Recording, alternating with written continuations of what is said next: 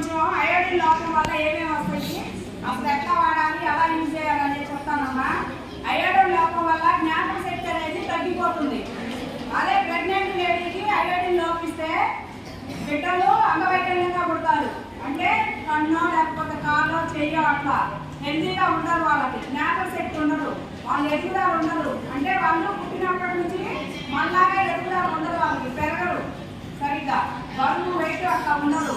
అదే మనకి కానీ లోపిస్తే హెయిర్ గ్రోత్ తగ్గిపోతుంది, హెయిర్ లాస్ అవుతారు మేడం. అట్లాగే ఈ ఆడపిల్లలు అయితే మెన్సెస్ ప్రాబ్లం వస్తుంది.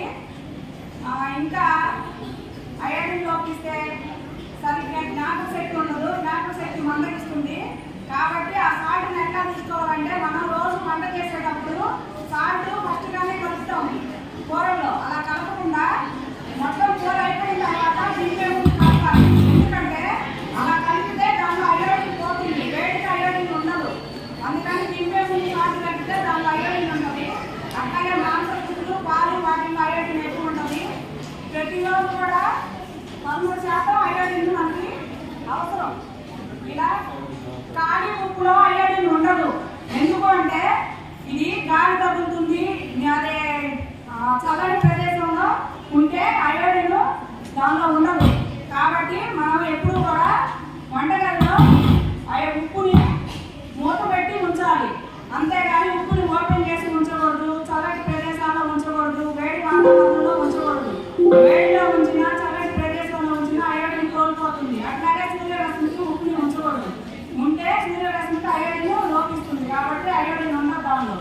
అయోడిన్ ఉందా లేదా అని చెక్ చేసుకోవాలంటే మనం తీసుకునే ప్రతి సాల్ట్లో కూడా అయోడిన్ ఉండదు. కాబట్టి అయోడిన్ ఉందా లేదా అని మనం చెక్ చేసుకోవాలంటే అయోడిన్ ఉన్న సాల్ట్ ప్యాకెట్ మీద సూర్యుని బొమ్మ ఉంటుంది, అట్లాగే లేబుల్ ఉంటుంది, అట్లాగే 15% బీపీ అనేది రాసి ఉంటుంది ఖచ్చితంగా.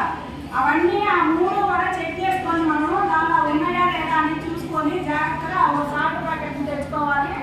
అలాగే తెచ్చుకున్న సాల్ట్ ప్యాకెట్ని నిల్వ చేసుకునే విధానం కూడా చల్లటి వాతావరణం, వేడి ప్రదేశంలో అట్లాగే ఇట్లా పెట్టకూడదు, ఓపెన్గా మూత పెట్టి చక్కగా జాగ్రత్తగా పెట్టుకోవాలి. థ్యాంక్స్ అండి.